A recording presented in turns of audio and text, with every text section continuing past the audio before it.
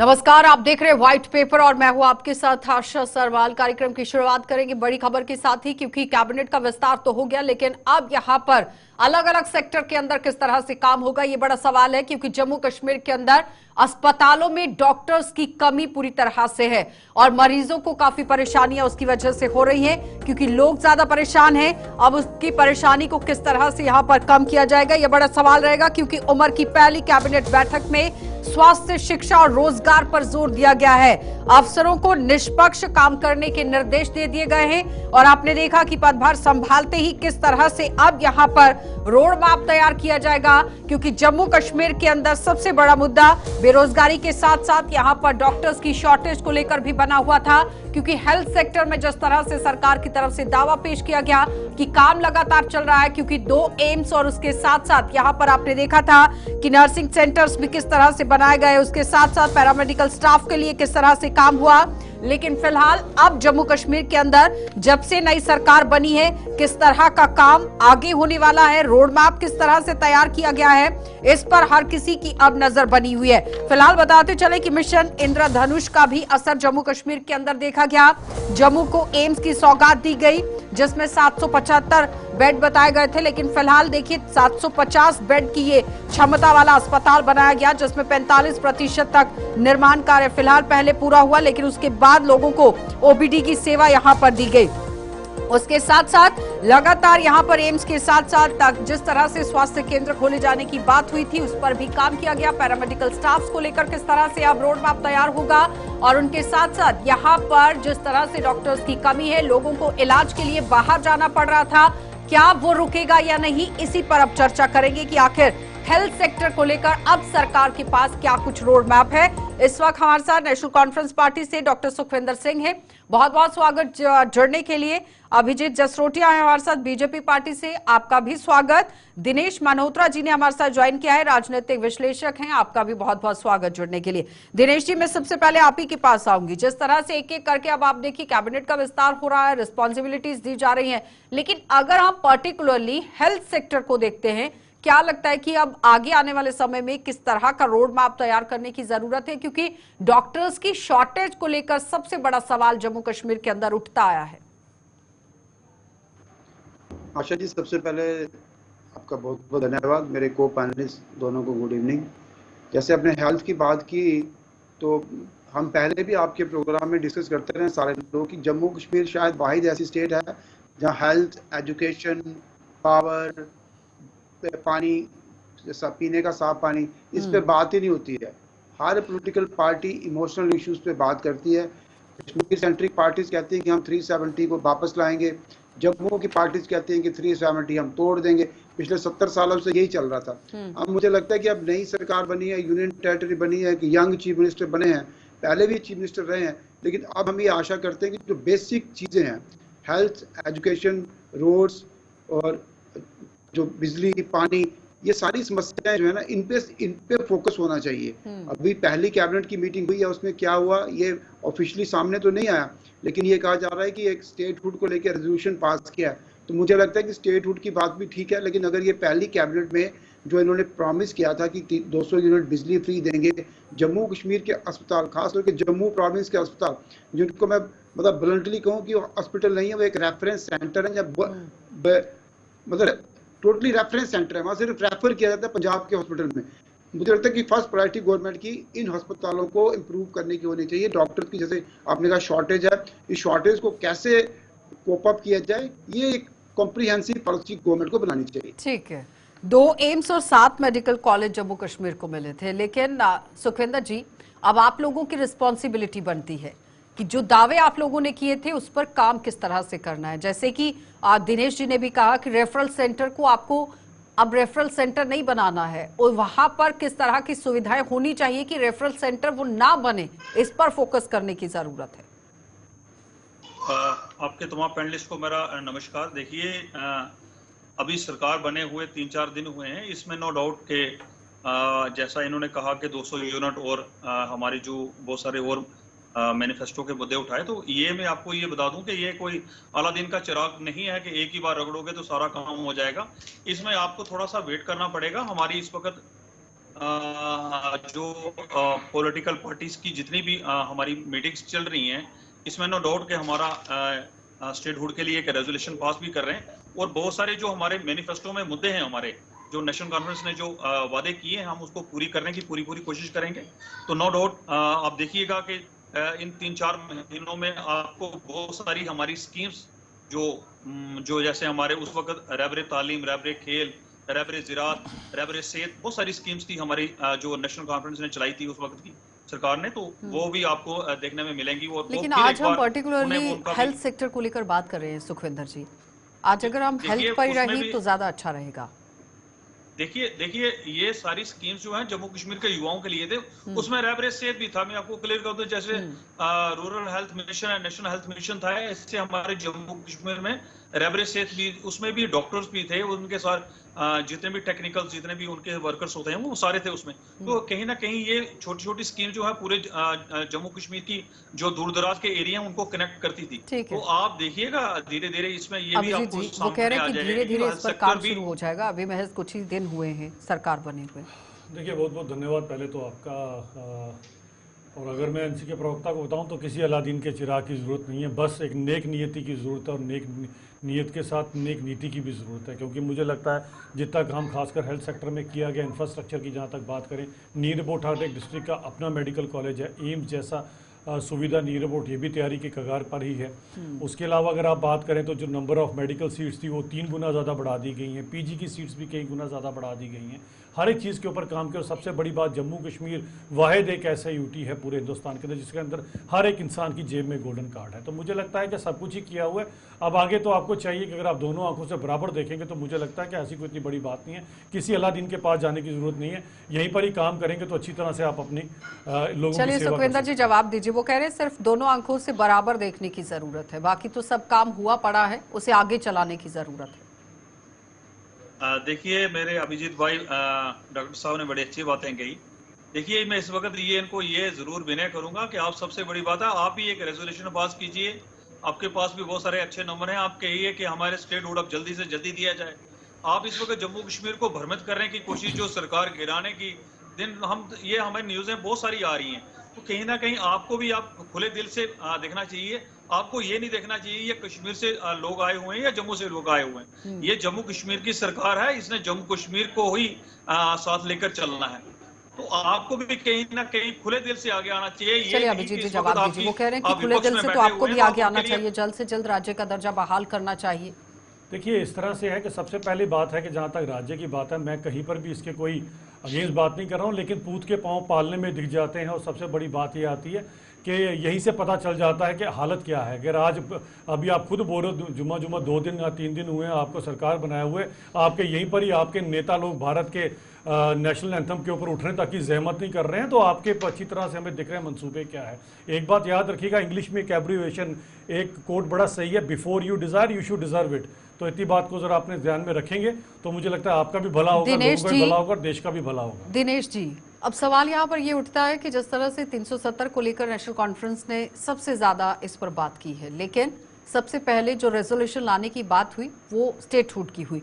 क्या लगता है कि सरकार एक स्ट्रैटेजी के तौर पर काम कर रही है कि सबसे पहले स्टेटहुड पर काम किया जाए, उसके बाद फुल फ्लेज जब आपके पास पावर्स आती हैं तो आगे का रोड मैप तैयार करने की कोशिश होगी? क्योंकि कैबिनेट का विस्तार तो हो गया, पोर्टफोलियो आपके पास आ गया, लेकिन अब उस पर काम करना चैलेंजिंग है। इसलिए सबसे पहले यू टर्न तो इसे नहीं कहा जाएगा, राज्य के दर्जे की बहाली की बात कर रही है नेशनल कॉन्फ्रेंस। देखिए आशा जी, जो ये न्यूज़ चल रही है कि रेजोल्यूशन पास हुआ है, ऑफिशियली अभी तक इसमें ऐसी कोई कंफर्मेशन नहीं है। अभी कैबिनेट ने ना सरकार की तरफ से ये कहा गया कि हमने रेजोल्यूशन पास किया, कुछ रिपोर्ट्स आ रही हैं कि रेजोल्यूशन पास हुआ।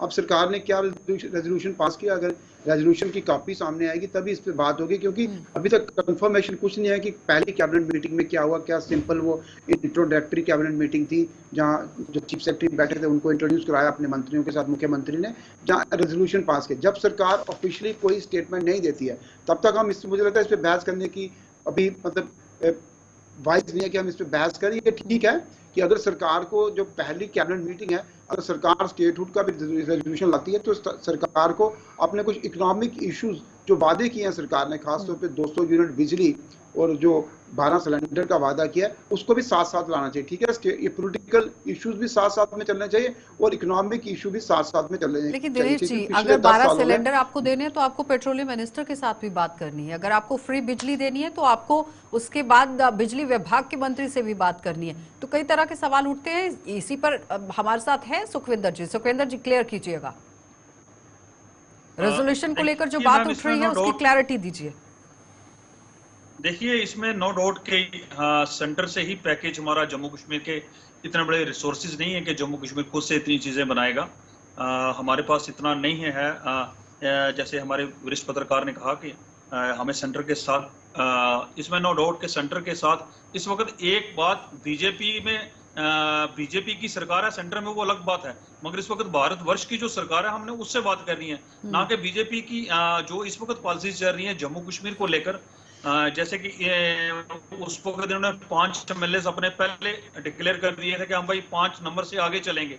तो कहीं ना कहीं जम्मू कश्मीर को इनको समझना चाहिए कि इस वक्त मैंडेट जो है वो नेशनल कॉन्फ्रेंस को मिला है और बहुत सारे जो हमारे पैकेज थे जो सेंटर से मिलके आते हैं, तो नो डाउट वो उसके ऊपर भी आपको बहुत जल्द एक जैसे हमारे वरिष्ठ पत्रकार ने कहा कि जो रेजोल्यूशन है वो भी सामने आ जाएगा। अभी देखिए हमारी मीटिंग जो है हमारे लीडर्स कर रहे हैं। देखिए, बात यह है कि कभी भी अगर मैं इतनी बात शायद बता दूं सुखविंदर जी को कि कभी भी केंद्र में जो भी सरकारें रही हैं, मैं ये नहीं, भारतीय जनता पार्टी ने तो अपने खजाने खोल दिए जम्मू कश्मीर के लिए और नया जम्मू कश्मीर बनाकर आपको दिखाया। इससे पहले की भी जो सरकारें रही हैं केंद्र में, भले आपकी इंडिया अलायंस की गठबंधन की सरकार रही है, कमी उन्होंने भी कोई नहीं छोड़ी थी। 70 के दशक में अगर आपको पता हो, 65-70 के बीच में जम्मू कश्मीर के पास इंडस्ट्रीज का सबसे बेस्ट इंफ्रास्ट्रक्चर था। HMT फैक्ट्री, हज़ारों लोगों को नौकरी मिली थी कश्मीर के अंदर। उसके अलावा willow factory, silk factory, rosin and turpentine की इतनी सारी फैक्ट्रीज, लेदर की इतनी बड़ी लेटेस्ट टेक्नोलॉजी जहाँ पर लगी थी, यहाँ पर बहुत कुछ था। लेकिन वो सबका सब कहाँ गया, कौन कौन से मंत्री और कौन कौन से संतरियों ने अपनी जेबें भरी और क्यों खत्म हो गया, सबके सब ट्रैक रिकॉर्ड आपका जो पीछे का है वो आपको सामने बताएगा कि आपको कमी कभी नहीं थी। हाँ, नीयत में कमी हो सकती है, नीति में कभी कमी नहीं रही बात भारतीय जनता पार्टी की, तो जिस पार्टी ने आज यहाँ पर G20 जैसे इवेंट्स कराए हैं, 2.5 करोड़ से ज्यादा सैलानी लाए हैं, बम गोली बारूद का खौफ खत्म कर दिया है, 70% से ज्यादा टेररिज्म में रेटिंग इंसिडेंट्स कम हो गए और पत्थर युग खत्म हो गया। वो ये चाहेगी कि यहाँ पर स्टेट जो जम्मू कश्मीर है ये आगे जाए, ना कि पीछे जाए। ठीक है, रुकेंगे एक छोटे से ब्रेक के लिए, जल्द वापस लौटेंगे, आप बने रहिए हमारे साथ। दिनेश जी, मैं आप ही के पास आऊंगी। 2024-25 में जब जम्मू कश्मीर का बजट लाया गया निर्मला सीतारमन की तरफ से, जिसमें 1,18,500 करोड़ रुपए इस पूरे बजट को रखा गया था, लेकिन फिलहाल जिस तरह से 1,18,390 करोड़ रुपए का बजट पेश हुआ, लेकिन ये जिस तरह से कमी देखी गई थी, 110 करोड़ रुपए की कमी भी देखी गई थी पिछले साल के मुकाबले में, क्या लगता है कि इस बार तालमेल सरकार के साथ किस तरह का, केंद्र सरकार के साथ राज्य सरकार का भी होना चाहिए, यूटी सरकार का भी होना चाहिए, कि ज्यादातर लोगों की जो डिमांड्स है उसे पूरा किया जाए? क्योंकि अपग्रेडेशन की बात आती है, इंफ्रास्ट्रक्चर की बात आती है, उसके बाद रिक्रूटमेंट की बात आती है कि अस्पतालों के अंदर जो कमियां हैं उसे किस तरह से पूरा करना है। क्योंकि मोदी सरकार की तरफ से जिस तरह से पहले भी जो डाटा रखा गया था, जिसमें स्वास्थ्य योजनाएं लाई गई थी, मिशन इंद्रधनुष लाया गया, एम्स की सौगात दे दी गई, कई मेडिकल कॉलेजेस को खोला गया, सीट्स को बढ़ा दिया गया, और इस बीच में लगातार सवाल कई तरह के उठ रहे थे कि डॉक्टर्स की कमी है, रिक्रूटमेंट नहीं हो पा रही है, युवाओं को रोजगार नहीं मिल पा रहा है, कई तरह के सवाल थे। क्या लगता है कि इस बार अब सरकार के साथ मिलकर किस तरह का रोड मैप तैयार करने की जरूरत है नई सरकार को? देखिए आशा जी, मैं अभिजीत जी की बात को तो थोड़ा आगे बढ़ाता हूँ। अभिजीत ने ठीक कहा कि नीयत साफ होनी चाहिए। कोई भी सरकार, चाहे जम्मू कश्मीर में जो भी रहती हो, केंद्र ने उसको पूरा समर्थन किया। अब 2002 में देखिए, जब केंद्र में स्वास्थ्य मंत्री सुषमा स्वराज थे, तो उन्होंने जम्मू में एम्स सैंक्शन किया था। उस समय क्या उस समय की जो जम्मू कश्मीर की सरकार थी, उसकी क्या मुश्किलें रही, क्या पॉलिटिकल कंपल्शन थे कि उन्होंने एम्स को जम्मू में उस समय एस्टैब्लिश नहीं किया। बाकी जैसे जो मेडिकल कॉलेज इन्होंने बनाए हैं, सरकार ने बड़े बड़े दावे करती है। जब बीजेपी की सरकार भी ये दावा करती है, कांग्रेस भी ये कहती है कि हमने बनाया। आप हर मेडिकल कॉलेज की हालत देखिए, वहाँ मेडिकल कॉलेज, वहाँ की फंक्शनिंग जो है डिस्पेंसरी से भी बदतर फंक्शनिंग है। रजौरी मेडिकल कॉलेज देखिए, डोडा मेडिकल कॉलेज देखिए, कठुआ मेडिकल कॉलेज देखिए, वहाँ एक्सीडेंट का केस भी आप ट्रीट नहीं कर पाते हो। पूरा बर्डन जो है जम्मू मेडिकल कॉलेज के ऊपर है। तो जैसे आपने कहा कि जब तक स्टाफ नहीं होगा, मेडिकल स्टाफ नहीं होगा, पैरामेडिकल स्टाफ नहीं होगा, रिक्रूटमेंट नहीं होगी, तो इन मेडिकल कॉलेज बनाने का सिर्फ पॉलिटिकल इश्यूज के लिए, पॉलिटिकल माइलेज के लिए अगर आप मेडिकल कॉलेज बनाओगे, वहाँ इंफ्रास्ट्रक्चर नहीं दोगे, स्टाफ नहीं दोगे, तो कोई फायदा नहीं है। सारा आप मतलब पूंछ के कोने से लेकर देखिए सारे पेशेंट जो है जम्मू मेडिकल कॉलेज में इतना बर्डन है, लेकिन दिनेश जी इसमें पीएचसी सीएचसी भी आता है कि वहां पर भी डॉक्टर्स होने चाहिए और छोटा जो इलाज है, छोटी मोटी दवाई जो है वहां पर भी लोगों को मिलनी चाहिए, ताकि ज्यादातर जो रश है वो डिस्ट्रिक्ट हॉस्पिटल के अंदर ना हो, मेडिकल कॉलेजेस के अंदर ना हो, कि लोगों को अगर थोड़ी बहुत तकलीफ है तो वो अपने ही इलाके के अंदर सही हो जाए। सुखविंदर जी जवाब दीजिएगा। वो कह रहे हैं कि आशा जी मैं एक एग्जांपल देता हूं सुखविंदर जी को कि हमें अपने जो पड़ोसी हिमाचल प्रदेश को देखना चाहिए। हिमाचल प्रदेश एक ऐसा स्टेट है, एक ऐसी स्टेट है जिसने सिर्फ शिमला को डेवलप नहीं किया है, हमने जम्मू कश्मीर में सिर्फ जम्मू और श्रीनगर को डेवलप किया। हिमाचल में मंडी भी उतना पावरफुल है, धर्मशाला भी उतना पावरफुल है, हर जगह, हर रीजन, हर डिस्ट्रिक्ट अपनी जगह पावरफुल है, हर जगह एक हॉस्पिटल और अच्छा हॉस्पिटल है। लेकिन हमारे जम्मू कश्मीर में सिर्फ जम्मू और श्रीनगर, तो इस चीज को अब दूर करना चाहिए कि जम्मू श्रीनगर के अलावा भी कुछ इलाके हो। सुखविंदर जी वो कह रहे हैं कि रूरल की तरफ भी ध्यान देने की जरूरत है, जो गांव देहात का इलाका है वहां पर, और सिटी के अंदर भी जहां पर पीएचसी सीएचसीज बनाई गई हैं वहां पर भी ध्यान देने की जरूरत है, कम्युनिटी सेंटर पर भी ध्यान देने की जरूरत है। महज सिर्फ जम्मू और श्रीनगर के अंदर ध्यान नहीं देना है। देखिए मैडम, मैंने जैसे आपको पहले कहा था कि हमारी बहुत सारी स्कीम्स थी जो रूरल को लेकर चली थी, जैसे रहबरे तालीम, रहबरे सेहत। ये रहबरे जो सेहत थी ये बेसिकली ये चीज थी कि जो उस वक्त गांव में जो लोग नहीं आ सकते थे सिटी में, उनको फर्स्ट एड वहां मिले, और जो उनकी जो दिन की जो था आना जाना, उसमें बहुत सारा टाइम लगता था सिटी में आने के लिए या जम्मू जाने के लिए, तो छोटी छोटी चीजों को वहाँ ये जो स्कीम्स थी ये ग्राउंड को बेसिकली ग्राउंड में काम करने वाली स्कीम थी। तो कहीं ना कहीं नेशनल कॉन्फ्रेंस की ये जो स्कीम्स थी ये लोगों को वो सुविधाएं देती थी, तो कहीं ना कहीं इन स्कीमों को बंद करके बीजेपी सरकार ने जो किया, तो कहीं ना कहीं लोगों को बहुत बड़ा, जैसे इन्होंने कहा कि सारा जो बर्डन आज मेडिकल कॉलेज पे है। तो मैं आपको एक चीज बता दूं अपने पुंछ की, जैसे मैंने आपको शायद पहले भी डिबेट में कहा कि हमारे 10 साल पहले हमारे एक पुंछ में आई स्पेशलिस्ट जो वो रिटायर्ड हो गए, तो 10 साल में एक हमारे पास बीजेपी ने एक आई स्पेशलिस्ट नहीं भेजा, कार्डियोलॉजिस्ट नहीं भेजा, यूरोलॉजिस्ट नहीं भेजा। तो ये बहुत बड़ी बात रही, हमारा चैलेंज रहा हमारे लिए। तो कई बार हमारी मशीनरीज जो डिस्ट्रिक्ट हॉस्पिटल पुंछ में पड़ी हुई है, तो कहीं ना कहीं उनके पास वो टेक्नीशियन ही नहीं है, टेक्नीशियन तक नहीं भेजे इन्होंने 10 सालों में। मैं आपको पर्सनली खुद बता दूंगा, मैंने तकरीबन कम से 60 से 70 मेमोरेंडम जो इनके प्रतिनिधि आते थे पुंछ में, उनको पर्सनली मिल के देता भाई हमारी ये डिस्ट्रिक्ट पुंछ में ये प्रॉब्लम्स है।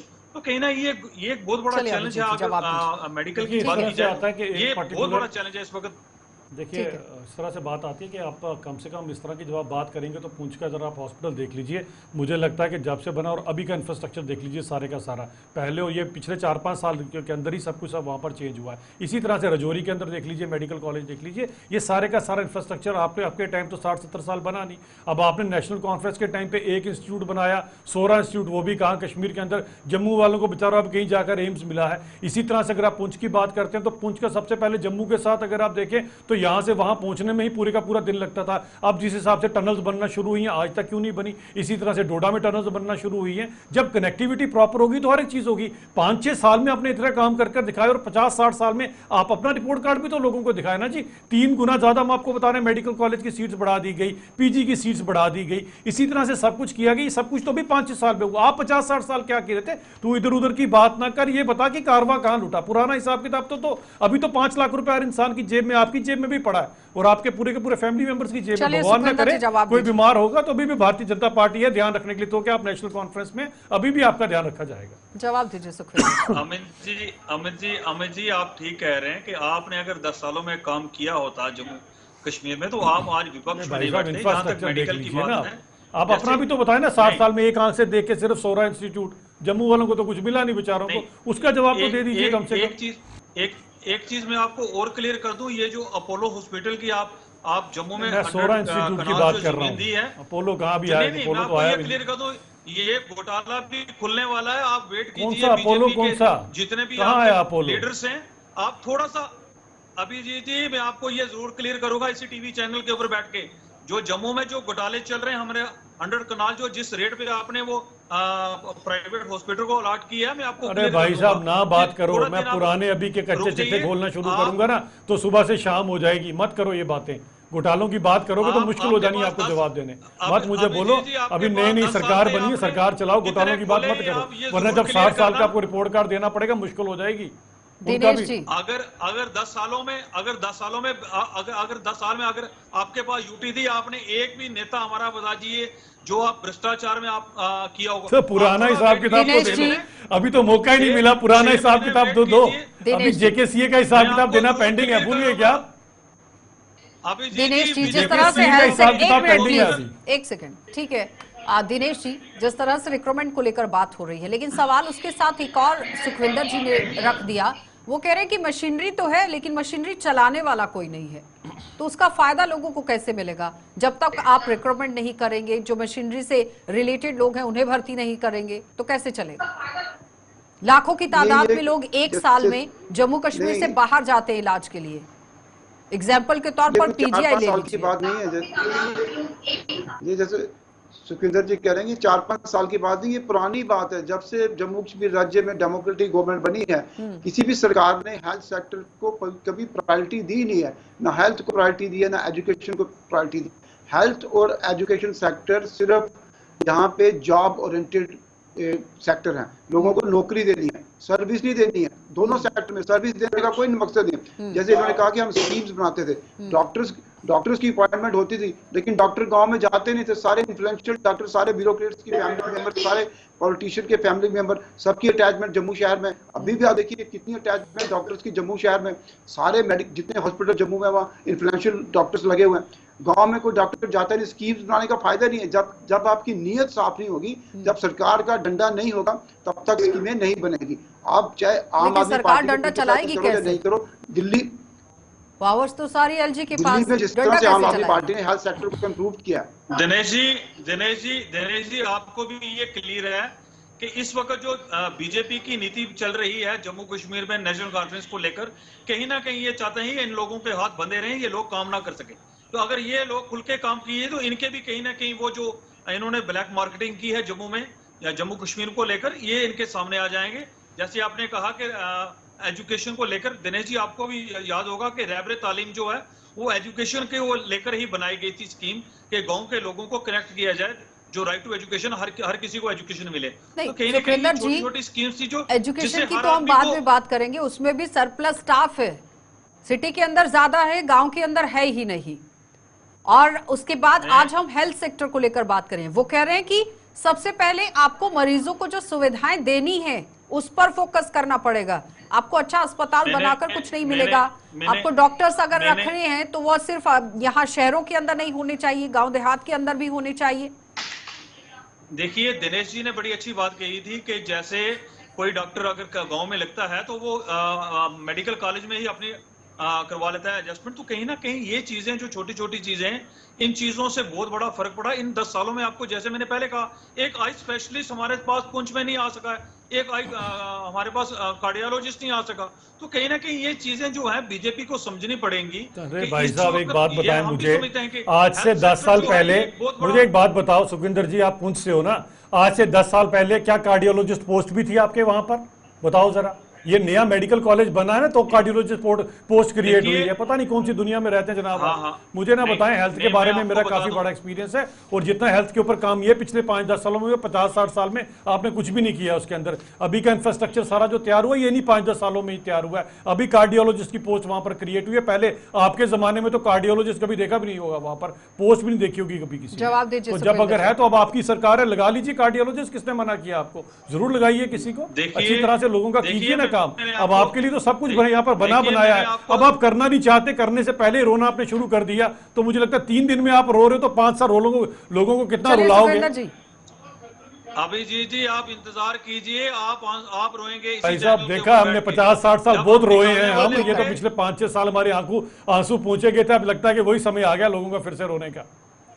ये आप अपना देखिए इस वक्त। कोई बात नहीं, हमने किया है, हमारा ट्रैक रिकॉर्ड आपके सामने, रिपोर्ट कार्ड देखा है पब्लिक ने। कर दिया अभी जल शक्ति अभियान का जिस दिन हम निकालेंगे। हाँ, ये भी जल शक्ति और आपको बिजली का बताऊं कि अनंतनाग के कितने गांव हैं जिन्होंने पहली बारी थॉमस अल्वा एडिसन का बल्ब देखा है। वैसे रियासी के कितने गांव हैं पहली बारी बल्ब देखा है। भड़काते ये लोग बहुत ज्यादा। डिबेट हेल्थ पर चल रही है, जा रहे हैं जल शक्ति, जिस दिन जल शक्ति पर होगा उस दिन हेल्थ पर चले जाएंगे। इस तरह से नहीं होना चाहिए दिनेश जी, मुद्दे की बात होनी चाहिए। नहीं, मुझे लगता है कि अब अगर सरकार, दोनों सरकारें जो हैं, केंद्र में बैठी सरकार और जम्मू कश्मीर की नई सरकार, अगर ये चाहते हैं कि पॉजिटिव डेवलपमेंट हो तो इनको पुराने मुद्दों को छोड़कर एक नए मुद्दों, एक नया जम्मू कश्मीर बनाना चाहिए। अभिजीत जी ने ठीक कहा कि पिछले 5 सालों में बहुत काम हुए हैं, अच्छे काम हुए हैं, रोड कनेक्टिविटी हुई है, इंफ्रास्ट्रक्चर बढ़ा है, तो सरकार को उसके ऊपर बिल्डअप करना चाहिए।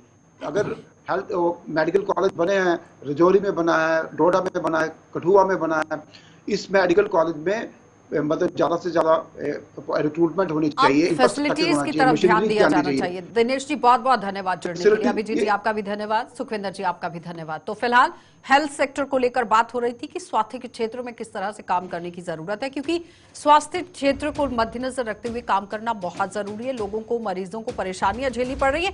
अब उम्मीदें नई सरकार से हैं और जिस तरह से जानकार भी कह रहे हैं कि पिछली सरकार में पिछले 5 से 10 सालों में काम जरूर हुआ है, लेकिन अब लोगों की फैसिलिटीज की तरफ ध्यान देने की जरूरत है कि किस तरह की सुविधाएं आम जनता तक पहुंचे ताकि उन्हें परेशानी ना हो। आप देखते रहिएगा।